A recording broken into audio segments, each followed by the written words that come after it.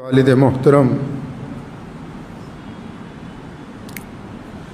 जो कि मेरे वालिद होने के साथ साथ अल्लाह के दीन के शेर हैं, बेबाक बेलाग शख्सियत के मालिक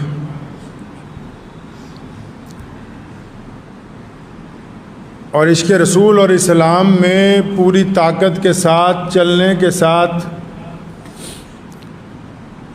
ज़िंदगी में कभी किसी के साथ उसके मज़हब की बुनियाद पर कि फ़लाँ आदमी मेरे मज़हब का नहीं है, कोई तफ़रक़ा ना करने वाले, मस्जिद के दरवाज़े तक जो लोग भी आए बिना उनका रंग, उनकी नस्ल, उनका मज़हब देखे हुए इस नीयत के साथ कि हमारे प्यारे नबी हज़रत मोहम्मद रसूलुल्लाह सल्लल्लाहु अलैहि वसल्लम ने हमें इंसानियत की तहफ़्फ़ुज़ के लिए, इंसानियत की फ़लाह व बहबूद के लिए भेजा है, उस काम को लगे रहें।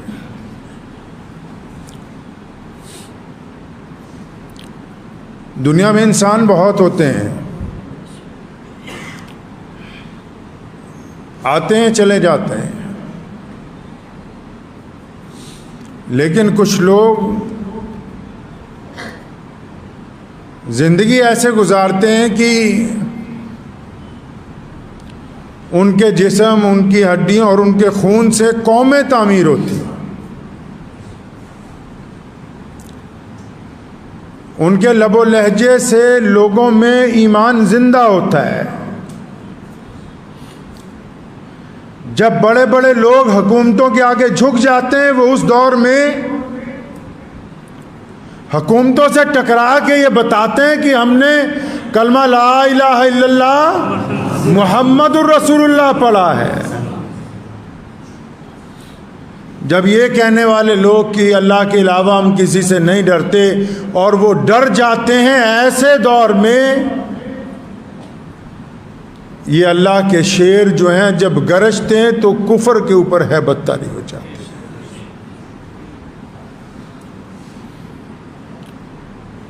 बहुत तकरीरें की ज़िंदगी में मैंने, लेकिन अपने बाप जैसी एक भी नहीं की।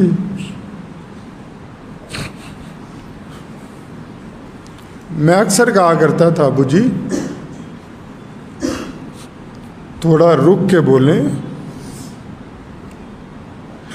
तो वहाँ लिख के लगाया कि खालिद इब्न वलीद रज़ियल्लाहु अन्हु ने फरमाया कि अगर मौत मुकद्दर है तो ज़िंदगी बचा नहीं सकती, और अगर मौत मुकद्दर नहीं है तो ज़िंदगी मौत को गिरा के तुम्हारे पास पहुंच जाएगी।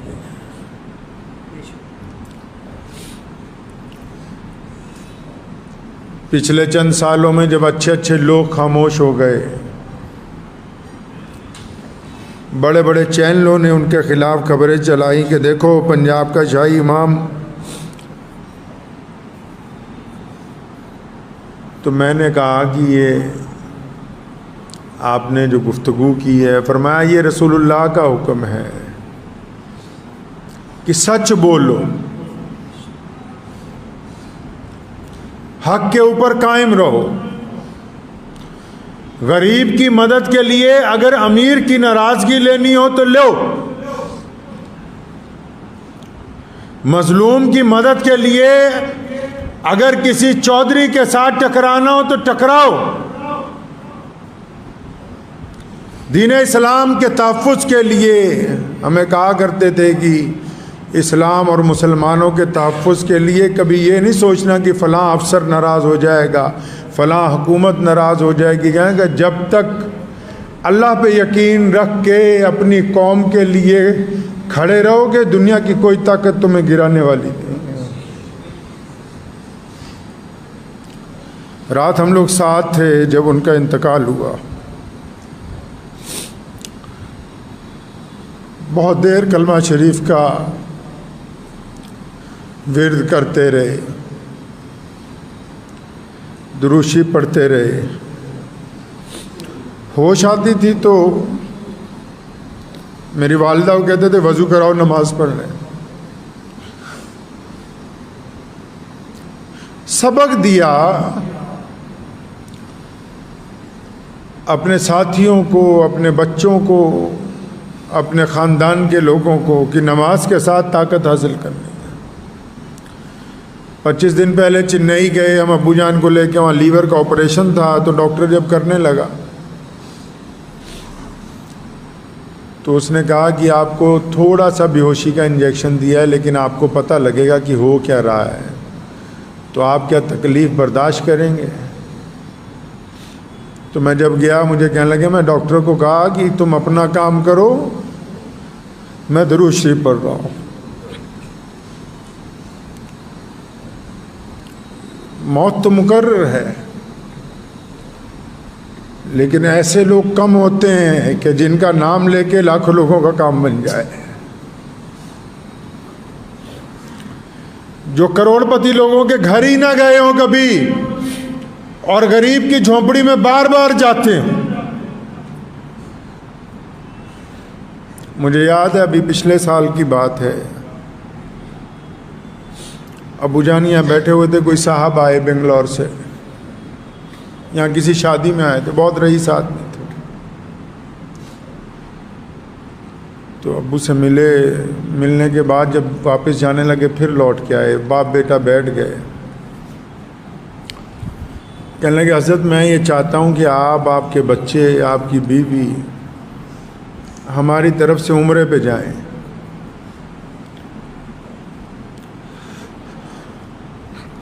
तो उन्होंने कहा कि हम रकम सारी खर्च करेंगे, चाहे 10 लाख रुपया खर्च हो। खुश हुए 1 मिनट के लिए, फिर उनके कंधे पे हाथ रखा, फरमाया भाई इन पैसों से जाके किसी गांव में मस्जिद बना दो, हम उम्रा फिर करेंगे जब हमारे पास खुद के पैसे होंगे।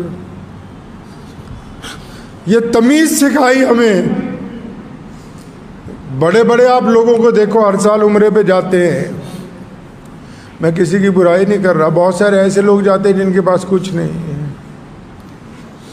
फरमाते थे तब जाऊंगा जब हमारे पास खुद कुछ होगा, लेकिन मेरे रसूलुल्लाह ने मेरी ड्यूटी यहाँ लगाई है कि मेरी उम्मत को तकलीफ ना हो, तो मैं ये ड्यूटी पहले निभाऊंगा। तारीख़ इस्लाम के सबसे बड़े मुजाहिद सुल्तान सलाहुद्दीन अय्यूबी का जब इंतकाल हुआ, हज बैतुल्लाह के लिए पैसे नहीं थे। बड़ी इज्जत और शोहरत इसमें नहीं है कि कितने दफ़ा है उस हज और उम्रा कर लिया। बड़ी इज्जत और शोहरत इसमें है कि अल्लाह की रज़ा के लिए रिज़्क़ हलाल का ध्यान रखा, हराम पैसे से सफ़र करने का इरादा नहीं किया।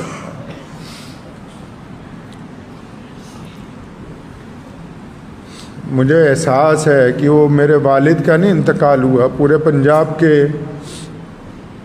लाखों मुसलमानों के सरपरस्त का इंतकाल हुआ है।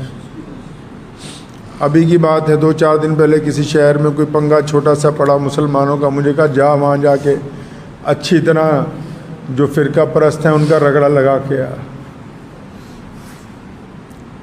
मैं कहा ठीक है जी, आप ठीक हो जाएं, मैं जाता हूँ।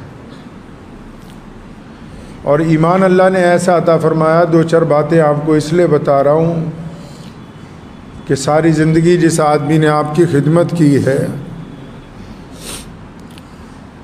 अभी 2 महीने कबल यहाँ अपनी जगह पे बैठे हो, मुझे बुलाया इत्मीनान के साथ, पंजाबी किया, फरमाया अल्लाह के नबी सल्लल्लाहु अलैहि वसल्लम ने कोई सुनेहा भेजना, कोई पैगाम भेजना है रसूलुल्लाह को। तो मेरी आंखों में आंसू आए।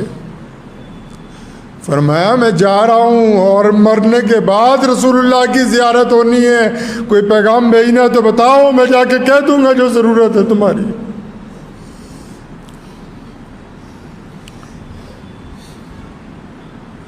सारी ज़िंदगी शमशीर उठा के हाथ में फिरे।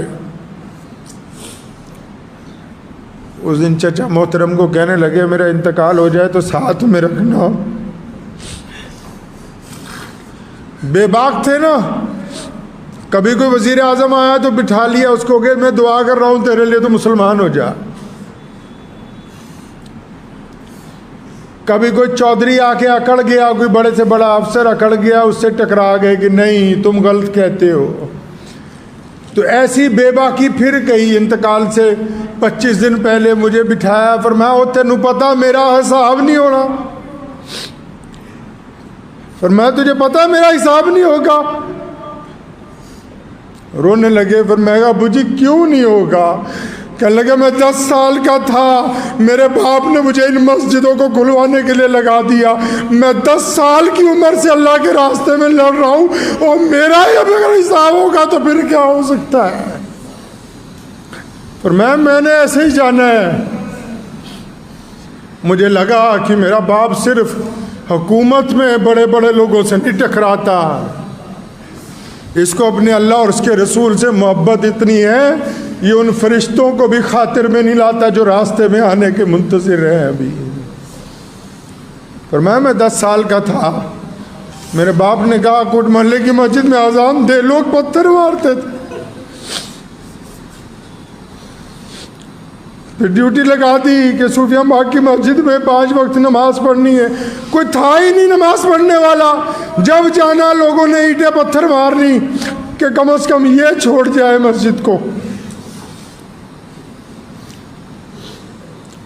ये जो पंजाब में लाखों मुसलमानों की इज़्ज़त और शान और शौकत है, उसकी बुनियादों में मौलाना हबीबुर रहमान सानी लुधियानवी ने अपना खून डाला, अपनी हड्डियां डाली, तभी तो 63 साल में चले गए, वरना तो लोग 90-90 साल के बड़े इत्मीनान से बैठे हैं।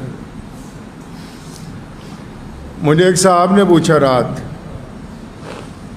कहने लगे उम्र बहुत कम है, 63 साल ही है। तो मैं कहा तू नहीं समझोगे, ये इश्क की बात है, ये इश्क की बात है।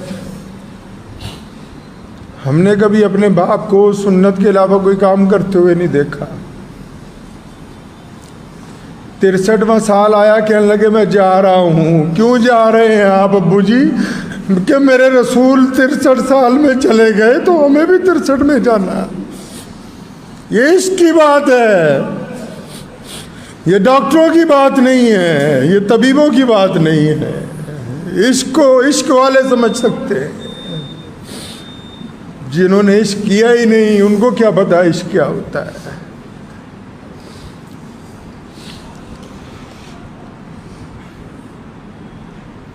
अपने वालिद मोहतरम के इंतकाल के फ़ौरन बाद 30 साल की उम्र में जिम्मेदारी मिल गई।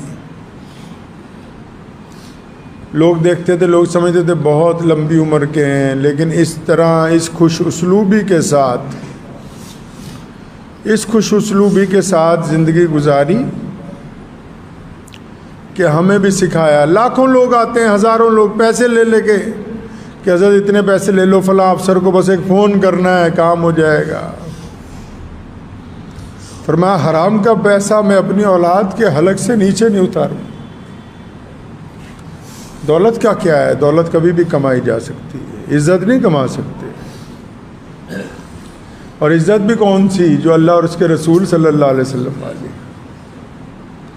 जिसने लाखों लोगों के दिलों में जज्बा पैदा किया, पूरे मुल्क में घूम गए। अकेला पंजाब ने कोई सूबा नहीं छोड़ा जहाँ नहीं गए, तलवार उठाई चल पड़े।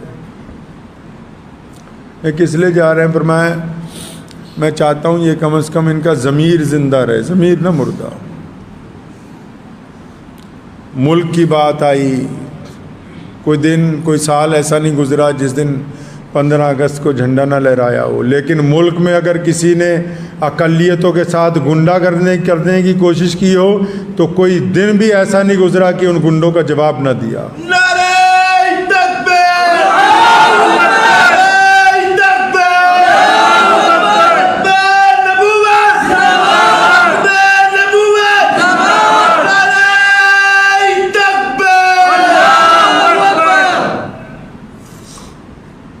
तहरीक ख़त्म नबूवत मेरे परदादा के दादा ने शुरू की। वालिद मोहतरम का दौर आया, इतनी तेज़ चलाई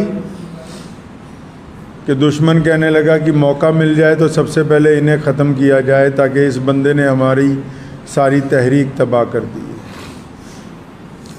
और इतना कुछ करने के बाद हम लोग एक मुद्दत तक असीरी की ज़िंदगी गुजारते रहे जेल में। मस्जिदें बनवाई, वहाँ सहरी अफ्तारी के प्रोग्राम चलाए, कई सौ मस्जिदें खाली करवाईं, कई सौ नई बनवाई। मुझे कहा करते थे, बेटा हमारा काम पौधा लगाना है, मस्जिद बनाओ, गांव वालों को दो, बस आ जाओ, कभी ये नहीं पूछने जाना सदर कौन है, सेक्रेटरी कौन है, हमारा काम पौधा लगाना है। बेइंतहा बच्चों को कि तुम पढ़ लो, उन पे रकम खर्च की। मांगने वाले बार बार आते हैं, अब भी आते हैं, अल्लाह उनको आता रखे। कई लोग झूठ बोल के आते हैं, फरमाया जो भी आ रहा है, चाहे झूठ बोल के आ रहा है, सच बोल के आ रहा है। करीब में बैठे हुए किसी साथी ने कह देना कि ऐसे झूठ बोल रहा है, फरमाया चाहे झूठ बोल रहा है, सच बोल रहा है, जो रसूलुल्लाह की मस्जिद तक आ गया, हमारी जिम्मेदारी है कि खाली ना जाए वो। हम कौन होते हैं दूसरे का हिसाब लेने वाले कि वो सच बोल रहा है कि झूठ बोल रहा है। मैं पूरा मुल्क घूमा हूँ खत्म नबूवत की तहरीक में, पूरा पंजाब घूमा हूँ। जाता था तो मुस्तकीम भाई बैठे हुए हम लोग, हमें पता था भी पीछे हमारे एक बहुत बड़ी ताकत मौजूद है, जहाँ मर्जी उठे चल पड़े, बस जिससे दिल चाह टकरा गए। खुदा की कसम ऐसे ऐसे गुंडों को सरनगू किया कि लोग अंदाज़ा नहीं लगा सकते, बस इसीलिए कि पीछे हमारा बाप बैठा हुआ है।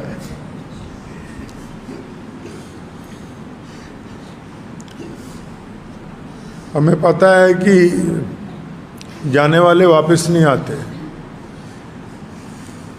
प्यारे रसूल सल्लल्लाहु अलैहि वसल्लम ने हमें बताया है कि अल्लाह की मर्ज़ी, लेकिन अगर हम चाहें तो वो हमारे दरमियान ज़िंदा रहेंगे। जो परचम उन्होंने लगाया,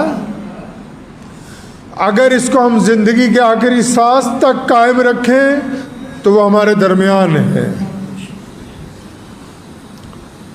गरीबों की मदद का जो सिलसिला शुरू किया, अगर हमने इसको कायम रखा तो फिर वो हमारे दरमियान है। मस्जिदों की आबादकारी का सिलसिला जो उन्होंने शुरू किया, अगर हम उसको जारी रखते हैं तो फिर वो हमारे दरमियान है। तहरीक ख़त्म नबूवत को अगर हम जारी रखते हैं तो फिर वो हमारे दरमियान है। और मैं आपको यकीन दिलाता हूँ, मैं किसी काबिल तो नहीं, बहुत गुनहगार आदमी हूँ, लेकिन आप यकीन रखें कि जब तक मैं, मेरे साथी, हम लोग ज़िंदा हैं तो इस मिशन को इंशाअल्लाह ख़त्म नहीं होने देंगे। और जब जाएंगे ना तो इसको मजबूत हाथों में दे के जाएंगे इंशाअल्लाह। जिस तरह हमारे वालिद ने एक मजबूत फ्रंट लाइन तैयार की कि कोई परवाह नहीं है। सिखाते कैसे थे ये भी आपको मैं एक मुख्तसर सा किस्सा सुना दूँ। एक दफ़ा बहुत बड़ा पंगा पड़ गया, कोई मसला नहीं हल हो रहा था। मैं आया घर पे, अब्बू जी मैं कहा मसला हल नहीं हो रहा, कैसे करना चाहिए आप बताएं।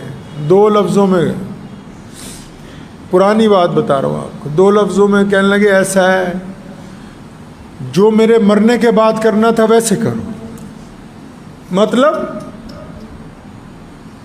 कि मैं ये नहीं देखना चाहता कि तुम नाकाम वापस आ रहे हो, और ये भी नहीं देखना चाहता कि तुम लोगों से पूछते रहो कि अपने मुसलमानों का तहफ़्फ़ुज़ कैसे करना है, इन मसाजिद का तहफ़्फ़ुज़ कैसे करना है, इन गरीबों के घर तक खाना कैसे पहुंचाना है। पर मैं, अगर मैं नहीं होता फिर कैसे करते। तो मैं चुप हो गया। मैं समझ गया कि अब हम ये समझा रहे हैं कि ऐसे करके दिखाओ कि जब अगर मैं नहीं हूँ तो तब तुम मेरा काम कैसे चलाओगे। दूरअंदेश भी थे। मेरी बड़ी बहन अमेरिका में रहती, उनके बच्चे पढ़ के यूनिवर्सिटियों से फारिग हो रहे हैं, तो उसको कई दफ़ा फ़ोन पे कहा, फरमाया तू बेटा जब आएगी मैं मिलूँगा नहीं।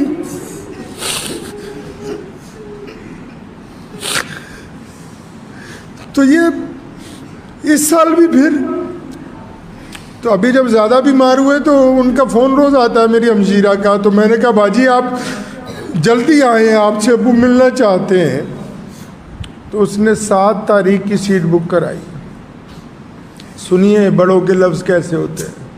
आज 10 तारीख है। 7 तारीख की सीट बुक कराई शिकागो से दिल्ली के लिए, और मुझे 8 को उसे लेने जाना था। तो वो 7 को जब एयरपोर्ट पहुंची तो एयरपोर्ट वालों ने कहा कोरोना टेस्ट कराया? उसने कहा हाँ जी कराया है। तो उन्होंने कंप्यूटर में चेक किया तो कहा इसमें नहीं आ रहा। जिस लेबॉर्ट्री से करवा के आए उसने कंप्यूटर में चढ़ाना भूल गया। वो कहा आप जा नहीं सकती, वापस जाएं, फिर करवाएं, फिर सीट बुक कराएं। वापस गई, 12 तारीख की सीट बुक कराई, 10 को इंतकाल हो गया। कहा ना बार बार कि पुत्रा तू आना, मैं मिलना नहीं। मैं जब तू आएगी मैं नहीं मिलूंगा।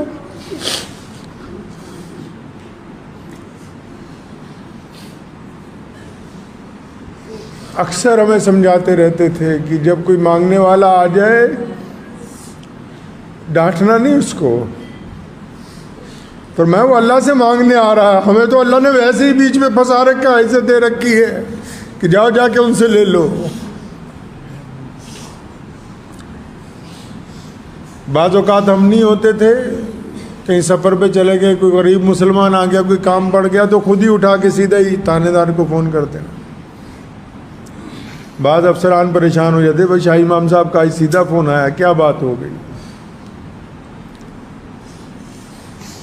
कितने गैर मुस्लिम दोस्तों को फ़ोन करके उनकी खैरियत पूछनी। खाना खाने बैठते थे, खुद बाद में खिलाते, अपने मातहत जो साथ में बाहर जाते सिक्योरिटी वाले की पहले उनको खिलाओ। कुछ बेहतरीन पके तो जितने गैर मुस्लिम जानने वाले कि भाई उनके घर भिजवा दो पहले। उन लोगों के लिए दुआएं करते रहे जो उनके लिए बद्दुआएं करते रहे। बड़ी ख्वाहिश थी मुझे, कहने यार मैं हज करना है, तो सिर्फ उम्रे पे एक दफ़ा जा सके। हुआ वो यूं कि इंग्लैंड जा रहे थे तो मुझे कहने लगे उम्रा करना है। मैं हम दिल्ली गया तो पता लगा उम्रे का वीज़ा नहीं मिलता हज के दिनों में। अम्बेसी वालों से मैं मिला, वो कहते वीज़ा नहीं मिलेगा। तो मेरे दादा मोहतरम शाह सऊद अव्वल के दोस्त थे जो सऊदी अरब का बादशाह है, जो अब जो बादशाह है उसके दादा दोस्त थे। यार तुम हमें इजाज़त ही नहीं देते हो। उन दिनों में जब आम लोग नहीं जा सकते तो मेरा एजेंट कहता था नहीं मिलेगा, तो शाम को वीज़ा लग के आ गया और रात को बैतुल्लाह में पहुंच गए अल्लाह के फजल करम से, ताकि ये सीधे रास्ते पे कायम रहे। ये उनकी बातें आपको इसलिए सुना रहा हूँ कि आज जिस मुकाम पे हम बैठे हैं ना, जिस जाहो जलाल और इज़्ज़त के साथ पूरे मुसलमान पंजाब के खड़े होते हैं, तो अगर हम उनका सबक भूल जाएंगे तो सब कुछ हाथ से छूट जाएगा। एक बात समझाई, मैं आपको भी बताता हूँ। फरमाया किसी मुसलमान की बुराई नहीं करनी। हम बड़े बड़े वज़ीरों से मिलते हैं, कितने गैर और मुखालिफ भी होंगे और सियासतदान भी मुसलमान होंगे। मैं अपने भाई की बुराई नहीं करना किसी के पास जाके। कमिश्नर को ये नहीं कहना कि फ़लाँ मुसलमान से हमारी नहीं बनती। और मैं अपने भाई को कमज़ोर करोगे, पहले उसको गिरा दिया जाएगा, फिर तुम्हारी बारी आ जाएगी। मिल के अपने घर के अगर शेर को मारोगे तो गली के कुत्ते तुम्हारी बोटियाँ नोच लेंगे। इत्तेफाक का सबक पढ़ाया, इत्तेहाद का सबक पढ़ाया। जिस दिन लॉकडाउन लगा पहला, तो मुझे कहा कि एक तो ये सड़क हमारी घर की, एक जहाँ हमारा घर है हबीब रोड पे, वो हमारी घर की। कहने यार जितने लोग रहते हैं ना उनको जाके कहो, हालांकि सब मालदार हैं, कि कोई ज़रूरत हो कहीं आना हो जाना हो तो हमारे पास तो गाड़ियाँ हैं बेहतरीन, तो हमारे पास तो अल्लाह ने साथ में हिफाजती अमला दिया हुआ है, तो इनको कहीं जाना हो इस पे पास लगे हुए हैं, जिसको ज़रूरत हो लेके जाए। तो मुझे सामने मंदिर है, कहा पंडित जी के पास जाओ, वो हमारे पड़ोसी हैं। मैं उनके पास गया, फिर मैं कहा शाह इमाम साहब कहते हैं आप हमारे पड़ोसी हैं, कोई बात हो, हालांकि उनको ज़रूरत नहीं थी, कोई बात हो, कोई ज़रूरत हो, कहीं आना हो जाना हो, हमें खिदमत का मौका दें। तीसरे दिन कहने लगे यार सारा शहर राशन बांट रहा है, सारा शहर राशन बांट रहा है, सिर्फ गरीबों को बांट रहा है। मैं कहा फिर आपां किन्हां नूं बनना है? पर मैं गरीबों को नहीं बांटना। जो सफ़ेद कपड़े में मिडिल क्लास फैमिली है ना, जो जाके मांग ही नहीं सकती, मैं कहा फिर क्या करें? क्या अखबार में ऐलान निकाल आओ कि जामा मस्जिद से बिना फ़ोटो खींचे हुए राशन दिया जाएगा। सोच सकता है आम आदमी इस बात को? ऐलान किया कि जामा मस्जिद से बिना फ़ोटो खींचे हुए राशन देंगे और नंबर डलवाए उसमें।